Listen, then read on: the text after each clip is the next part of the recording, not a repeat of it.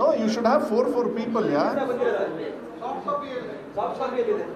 Soft ಕಾಪಿನೂ ಕೊಡಿ ಮತ್ತು printed ಕೊಡಿ, ಫೈಲಲ್ಲಿ ಕೊಡಿ ಅವರಿಗೆ. ನಾನು ಕೊಡಿಸ್ತೀನಿ, ರೀಚ್ ಮಾಡಿಸ್ತೀನಿ, ನಾನು ಹೇಳ್ತಾ ಹೋಗ್ತೀನಿ. 94.10% ಈ ಸತಿ ದಾಖಲೆ ರೀತಿಯಲ್ಲಿ ಇವತ್ತು ರಿಸಲ್ಟನ್ನು ಕೊಟ್ಟಿದ್ದಾರೆ.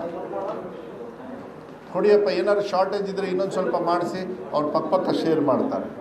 ಓಕೆ, 1 ನಿಮಿಷ ನಾನು ನಿಲ್ಲಿಸ್ತೀನಿ, ಬೇಕಾರೆ ಕೊಟ್ಬಿಡಿ ಎಲ್ಲ. ಶಮತ್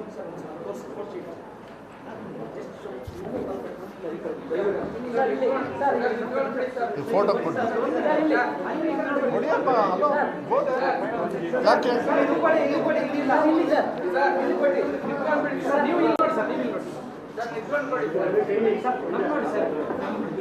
ಅರೆ ಯಾರನ್ನಪ್ಪ ನೋಡೋದು?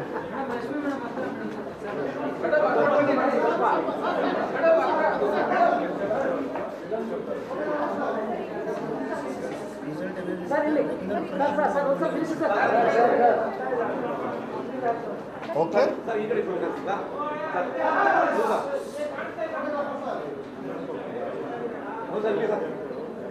ಓಕೆನಾ? Okay, will start. ಆಮೇಲೆ ದಯವಿಟ್ಟು ನನಗೆ ಒಂದು ಸಹಕಾರ ಮಾಡಿ, ನಾನು ಚಾರ್ಟ್ ವೈಸಲ್ಲಿ ಹೋಗ್ತೀನಿ. ನಿಮ್ಮ ಹತ್ರ ಏನಿದೆ ಅದೇ ಥರ, ಯಾಕೆಂದರೆ ನೀವು ಯಾಕೆಂದರೆ ಮೆಸೇಜ್ ಕಳಿಸ್ತಾ ಇರ್ತೀರ. ಕ್ವೆಶನ್ಸ್ನ ಆಮೇಲೆ ತೊಗೊಳ್ತೀನಿ. ದಯವಿಟ್ಟು ಪ್ಲೀಸ್ ನನಗೆ ಅದೊಂದು ಸಹಕಾರ ಮಾಡಿ ಪ್ಲೀಸ್, ಎಲ್ಲದಕ್ಕೂ ಉತ್ತರ ಕೊಡ್ತೀನಿ. ಆಮೇಲೆ ಲಾಸ್ಟ್ ಇಯರು ನೋಡಿ, ಇದರಲ್ಲಿ ನಾನು ಒಂದು ಹೇಳಲಿಕ್ಕೆ ಇಷ್ಟಪಡ್ತೀನಿ, ಧನ್ಯವಾದಗಳನ್ನು ಕೂಡ ಹೇಳಲಿಕ್ಕೆ ಇಷ್ಟಪಡ್ತೀನಿ. ಯಾಕೆ ನನ್ನ ಮಕ್ಕಳು ಎಷ್ಟು ಜನರು ಅಪಿಯರ್ ಆದರು ಅಂತ ಹೇಳೋದಕ್ಕೆ, ಹೋದ ಸತಿ 97% ಮಾತ್ರ ಅಪಿಯರ್ ಆಗಿದ್ದರು ಮಕ್ಕಳು. ಇದು ಬಂದುಬಿಡ್ತಾರೆ, ಏನೋ ತಗೊಬಿಡ್ತಾರೆ, ಎಕ್ಸಾಮು ಬರಲ್ಲ, ಆಬ್ಸೆಂಟ್ ಆಗಿಬಿಡ್ತಾರೆ. ಸೊ ಈ ಸತಿ 2% ಜಾಸ್ತಿ ಆಗಿದೆ. ಅಂದರೆ 2%, ಅಂದರೆ ಹೋದ ಸತಿ 97% ಇತ್ತು. ಈ ಸತಿ ಎಕ್ಸಾಮಿನೇಷನ್ ತೊಗೊಂಡಿರೋದು ಶ್ರೀನಿವಾಸ್ ಅವರೇ 90.2. ಅಂದರೆ ಮಕ್ಕಳನ್ನು ಕರ್ಕೊಂಡು ಬಂದಿದ್ದೀವಿ, ಬಿಡಲಿಲ್ಲ ಹಗಲು ರಾತ್ರಿ. ಒಂದು ಎಕ್ಸಾಂಪಲ್ ಕೊಡಲಿಕ್ಕೆ ಇಷ್ಟಪಡ್ತೀನಿ. DDP ಅವರು ಶಿವಮೊಗ್ಗದಲ್ಲಿ ತಂದೆ ತೀರ್ಕೊಂಡು ಹೋಗ್ತಾರೆ, ಹಿಂದಿನ ದಿವಸ ತಂದೆ ತೀರ್ಕೊಂಡು ಹೋಗ್ತಾರೆ. ಆದರೆ DDP ಮನೆಗೆ ಹೋಗಿ ಆ ಮಗುನ ಕನ್ವಿನ್ಸ್ ಮಾಡಿ ಧೈರ್ಯವಾಗಿ ಬಾರಪ್ಪ ಅಂತ ಹೇಳಿ ಎಕ್ಸಾಮಿನೇಷನ್ ಕರ್ಕೊಂಡೋಗಿ ಅವ್ರ ಜೀಪಲ್ಲಿ ಮತ್ತೆ ವಾಪಸ್ ಬರ್ತಿದ್ದಾರೆ. ಅಂದರೆ ನಮಗೇನೇನು ನಮಗೆ ತಿಳುವಳಿಕೆ ನಮ್ಮ ಗಮನಕ್ಕೆ ಬಂದಿದೆ, ನಮ್ಮ ಇಲಾಖೆಯವ್ರಿಗೆ ಹೇಳಿದ್ವಿ, ಯಾವುದೇ ಕಾರಣಕ್ಕೂ ಮಕ್ಕಳನ್ನು ಮನೇಲಿ ಬಿಡಕ್ಕೆ ಹೋಗಬೇಡಿ. ಯಾಕಂದರೆ 1 ವರ್ಷ ಹೋಯಿತು ಅಂದರೆ ಪಾಸು ಫೇಲು ಆಮೇಲೆ ಆಗುತ್ತೆ. ಯಾಕೆಂದರೆ ಫೇಲ್ ಆಗೋದು ಅದೇನು ದೊಡ್ಡ ಇದಲ್ಲ, ಅದು ನ್ಯೂನತೆಗಳು ಬೇಕಾದಷ್ಟು. ಆದರೆ ಮಕ್ಕಳು ಎಕ್ಸಾಮಿಗೆ ಬರಬೇಕು, ಫೇಲು ಪಾಸು ಅನ್ನೋದು ಆಮೇಲೆ ಬರ್ತದೆ ಅಂಥೇಳಿ ಅಷ್ಟು ಡೆಪ್ತಾಗಿ ಮಾಡಿದ್ದೀನಿ. ಅದಕ್ಕೆ ನಾನು ಇಲಾಖೆಯವರಿಗೆ ತುಂಬ ಧನ್ಯವಾದಗಳನ್ನು, ಶಾಸಕರಿಗೆ, ಮಿನಿಸ್ಟರ್ಸಿಗೆ ಎಲ್ಲರಿಗೂ ಕೂಡ ಧನ್ಯವಾದಗಳನ್ನು ಹೇಳಲಿಕ್ಕೆ ಇಷ್ಟಪಡ್ತೀನಿ. ಅವರಿಗೂ ಕೂಡ ನಾನು ಪತ್ರ ಬರೆದಿದ್ದೆ.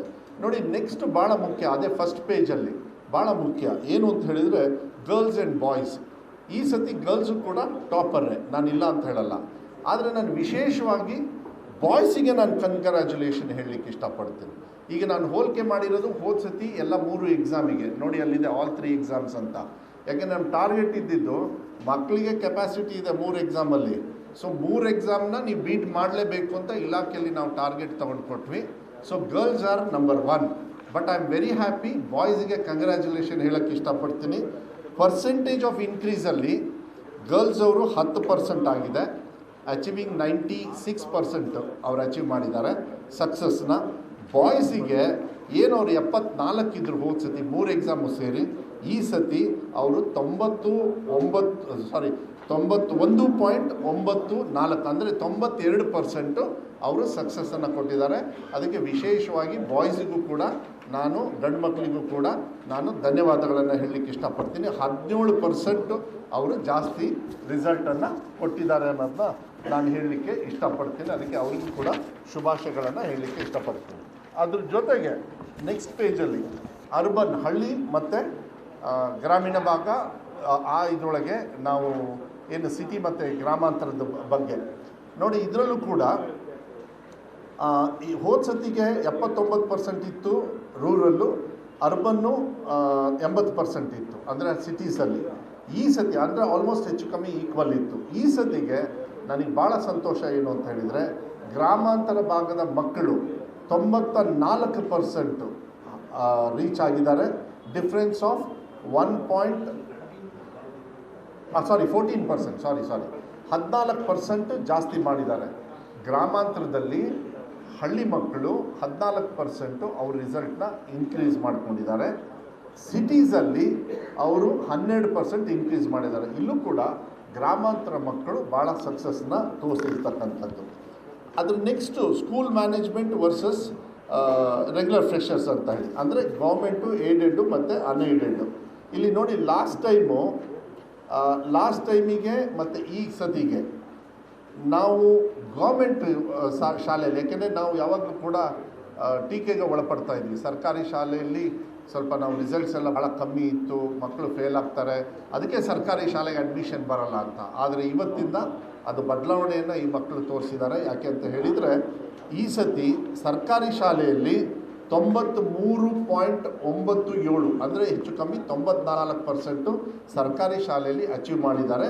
ಹೋದ ಸತಿ 77 ಇತ್ತು, ಈ ಸತಿಗೆ ಆ ಸತಿಗೆ ಡಿಫ್ರೆನ್ಸ್ ನೋಡಿದರೆ 16.82 ಇದೆ. ಅಂದರೆ ಸರ್ಕಾರಿ ಶಾಲೆ ಇಂಪ್ರೂವ್ಮೆಂಟ್ ಮಾಡಿರಲ್ಲಿ ಸುಮಾರು 16%. ಏಡೆಡ್ ಪಾಪ ಅವರು ಕೂಡ ಈ ಸತಿ ಎಲ್ಲ ರಿಕ್ರೂಟ್ಮೆಂಟ್ ಎಲ್ಲ ಕಾನ್ಫಿಡೆನ್ಸ್ ಕೊಟ್ಟಿದ್ದೀವಿ ಅವರಿಗೆ, ಅವರು ಕೂಡ ಒಂದು ವಿಶ್ವಾಸದಲ್ಲಿದ್ದಾರೆ. ರಿಕ್ರೂಟ್ಮೆಂಟ್ ನಾಳೆ ಇಂಟರ್ನಲ್ ರಿಸರ್ವೇಷನ್ದು ತೀರ್ಮಾನ ಆದಮೇಲೆ, ನಾಳೆನೋ ನಾಡ್ದು ಯಾವಾಗ ತೀರ್ಮಾನ ಆಗುತ್ತೋ ಅದಾದ ತಕ್ಷಣ ಏಡೆಡ್ ಅವ್ರಿಗೂ ನಾವು ಕೊಟ್ಬಿಟ್ರೆ ಅವರು ಕೂಡ ಮೇನ್ ಸ್ಟ್ರೀಮಿಗೆ ಬರ್ತಾರೆ. ಈ ಸತಿ ಅವರು ಕೂಡ ಇಂಪ್ರೂವ್ಮೆಂಟ್ ದಯವಿಟ್ಟು ಒಂದು ನೆನಪಿಟ್ಕೋಬೇಕು. ಹೋದ ಸತಿ ಅವರು ಸೆಕೆಂಡ್ ಥರ್ಡ್ ಪ್ಲೇಸಲ್ಲಿ ಇದ್ದರು, ಗೌರ್ಮೆಂಟ್ ಸೆಕೆಂಡ್ ಪ್ಲೇಸಲ್ಲಿ ಬಂದಿತ್ತು SSLC ರಿಸಲ್ಟಲ್ಲಿ.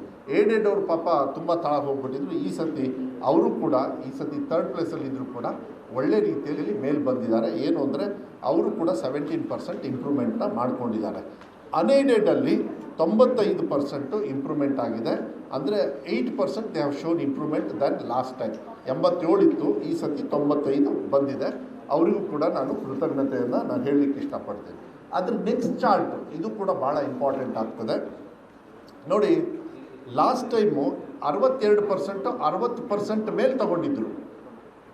60% ಮೇಲೆ ತಗೊಂಡಿರ್ತಕ್ಕಂಥ ಪಾಸ್ ಆಗಿರ್ತಕ್ಕಂಥ ಮಕ್ಕಳು ಬರೀ 62% ಇತ್ತು. ಈ ಸತಿಗೆ ಅದನ್ನು 66.5%. ಅಂದರೆ ಡಿಸ್ಟಿಂಕ್ಷನ್ ಈ ಫಸ್ಟ್ ಕ್ಲಾಸ್ ಮೇಲೆ ಪಾಸ್ ಆಗಿರೋ ಸಂಖ್ಯೆ ಜಯಂತ್ ಅವರೇ 66.5 ಆಗಿದೆ. We have increase 4.5% in quality of education. ಅದರಲ್ಲೂ ಕೂಡ ಸರ್ಕಾರದ್ದು ಅದರದ್ದೆಲ್ಲ ಬೈಫಿಕೇಷನ್ ಬೇಕಂದರೆ ಮುಂದೆ ಕೊಡ್ತೀವಿ. ಸರ್ಕಾರದಲ್ಲೂ ತುಂಬ ಚೆನ್ನಾಗಿ ಪರ್ಫಾರ್ಮೆನ್ಸ್ ಮಾಡಿದ್ದಾರೆ, ಅದನ್ನು ಹೇಳಲಿಕ್ಕೆ ಇಷ್ಟಪಡ್ತೀನಿ. ಆಮೇಲೆ ಏನು ಕೆಲವರು ಟೀಕಾ ಟಿಪ್ಪಣಿಯನ್ನು ಮಾಡಿದರು, 33ರಿಂದ 35, 35ರಿಂದ 33 ಇಳಿಸಿದ್ರು ಅಂಥೇಳಿ. ನಾನು ನಿಮಗೆ PUCಯಲ್ಲಿ ಹೇಳಿದ್ದೆ 5770 ಮಕ್ಕಳು ಮಾತ್ರ ಈ ಕ್ಯಾಟಗರಿಗೆ ಬಂದಿದ್ದರು ಅಂತ. ಈ ಸತಿಗೆ ಇಷ್ಟು ಮಕ್ಕಳಲ್ಲಿ 7,70,000 ಮಕ್ಕಳಲ್ಲಿ ಬರೀ 1,532 ಮಕ್ಕಳು ಮಾತ್ರ ಈ 33, 35ರಲ್ಲಿ ಪಾಸ್ ಆಗಿದ್ದಾರೆ. ಒಂದು ತಿಳ್ಕೊಳ್ಬೇಕಾಗತ್ತೆ, ನಾನು ಆ ತೀರ್ಮಾನ ತಗೊಳ್ಬೇಕಾದ್ರೆ